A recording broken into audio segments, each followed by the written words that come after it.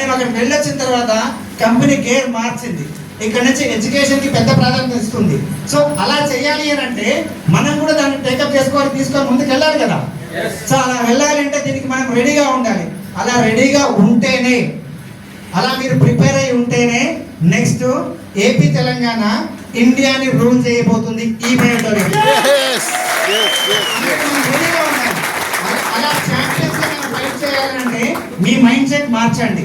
మీ mind set మార్చకుండా ఒక ordinary person లాగా, ఒక నార్మల్ ప్రోడక్ట్ అమ్ముకునే డిస్ట్రిబ్యూటర్ లాగా, ఒక సేల్స్ మ్యాన్ లాగా బిహేవ్ చేయడం ఆపేసేయండి. You are not here for as a salesman, you are here as a entrepreneur. మీరు వ్యాపారాన్ని ఒక వ్యాపారవేత్తగా ఆలోచించండి.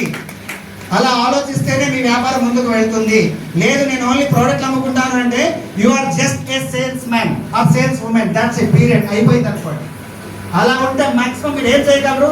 రోజంతా కష్టపడితే ఒక ఫ్యామిలీ బోనస్ కంటే ఎక్కువ తీసుకోలేరు ఫ్రెండ్స్. మనం ఓన్లీ ఫ్యామిలీ బోనస్ కోసం వచ్చామా ఇక్కడికి? కాదు కదా. ఎంతమందికి అక్కడ చూపించిన 1,55,000 కావాలి? 1,55,000 పర్ డే కావాలి. అలా కావాలి అంటే ఇప్పుడున్న ఆలోచన శక్తితోటి, ఇప్పుడున్న నాలెడ్జ్ తోటి, మీకున్న మినిమం సోర్సెస్ తోటి ప్రయత్నం చేస్తే ఎవరైనా ఇచ్చే అవకాశం ఉందా? మరి మీరే ఒప్పుకుంటున్నారుగా ఇవ్వడని. అటువంటిప్పుడు మారాలి కదా. సో మారాలి అన్నప్పుడు స్టెప్ హార్డ్గా ఉంటుంది. హార్డ్గా స్టెప్ తీసుకోండి. ఆన్ టైం, ఫస్ట్ డిసిప్లిన్ చాలా ఇంపార్టెంట్. అందరం నిర్ణయం తీసుకున్నాం కాబట్టి ఇక్కడికి వచ్చాం. ఆ తర్వాత ఏమైంది? డిసిప్లిన్ లేదు. మిమ్మల్ని మీలాంటి వాళ్ళు నా బిజినెస్ లో ఉంటే మేము డెవలప్ అవుతామని ఎంతమంది హ్యాండ్ రేజ్ చేస్తారు చెప్పండి. ఇప్పుడు మీరు చేస్తున్న పనిలే కనుక నా కింద కూడా అలానే చేస్తే నేను కోటీశ్వరం చేస్తాను అనుకునే వాళ్ళు చేయలేపని చూద్దాం. చాలా లిమిటెడ్ హ్యాండ్స్. ఎందుకని? మీకు మీరే ఓట్లు వేసుకోవట్లేదు. మిమ్మల్ని మీరే నమ్మనప్పుడు సమాజం మీకేం నమ్ముతుంది? అవునా కదా? అవునా కాదా? సో సీరియస్ గా డెసిషన్ తీసుకోండి. ఎడ్యుకేషన్ ఇంపార్టెన్స్ ఇవ్వండి. ప్రోడక్ట్ అమ్మాలి, అది ఈజీగా అమ్ముడుపోవాలి. దానికోసం మనము కుస్తీలు పట్టకూడదు. కానీ ఒక మనిషిని తీసుకురావడానికి అతన్ని మీతో పాటు నిలబెట్టుకోవాలి అంటే మీరు ఎంతగా మారాలి. నేను ఇలా ఏదైతే చూపిస్తున్నానంటే 3 ఏళ్ళు నాకు చూస్తున్నాయి. అవునా? నేను పాయింట్అవుట్ చేస్తున్నా 3 నాకు చూపిస్తున్నాయి.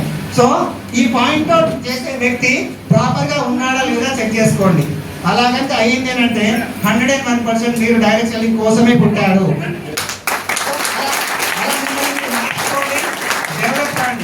ఓకే. సో ఆవేశంలో, కోపంలో ఏదైనా నేను తప్పు మాట్లాడుంటే దయచేసి ఫీల్ అవ్వండి. నేను షుగర్ కోటింగ్ ఇవ్వడానికి రాలే, మిమ్మల్ని రియలైజ్ చేయించడానికి వచ్చాను.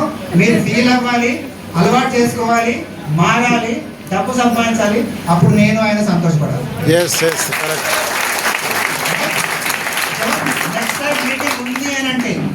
నెక్స్ట్ టైం మీటింగ్ ఉంది అని అంటే ఆన్ టైం ఇక్కడ ఉండండి. లేదంటే చైర్లు దొరకవు, ముందే చెప్తున్నా. ఇప్పుడు అదే జరిగింది. రైట్? మీకు జస్ట్ సార్కి చూపిద్దామని, సార్కి కూడా చెప్పలేదు, ఎంతమంది వస్తున్నారో కూడా చెప్పలేదు. నేను మా టీంకి ఒక కమిట్మెంట్ ఇచ్చిన, మీరు వచ్చి చైర్లు ఫుల్ చేయండి, మీటింగ్ స్టార్ట్ చేసి పడేస్తా. వై? బికాస్ ఫస్ట్ స్పీకర్ నేనే కదా. పోస్ట్ ఆయన పెట్టుకున్న కదా నేను స్టార్ట్ చేసేస్తాను. మిగతా కొట్టుకుంటారు దగ్గర నుంచి చాలా మంది. సో ఈ పరిస్థితి హైదరాబాద్ టీంకి మళ్ళీ రాకూడదు, ఇంక్లూడింగ్ మై టీమ్. నేను నా వాళ్ళకి కూడా చెప్తున్నా.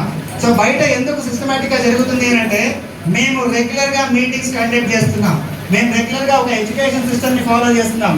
లాస్ట్ 1.5 years నుంచి అలా చేస్తున్నాం. కాబట్టి జస్ట్ ఒక్క 10 నిమిషాల జూమ్ కాల్, ఒక్క ఫోన్ కాల్, ఒక 2 minutes ఫోన్ కాల్ మీద సార్ మీరు మమ్మల్ని రిక్వెస్ట్ చేయొద్దు, మీరు చెప్పండి మేము వచ్చేస్తామని చెప్పి వచ్చారు. Hats off to my team.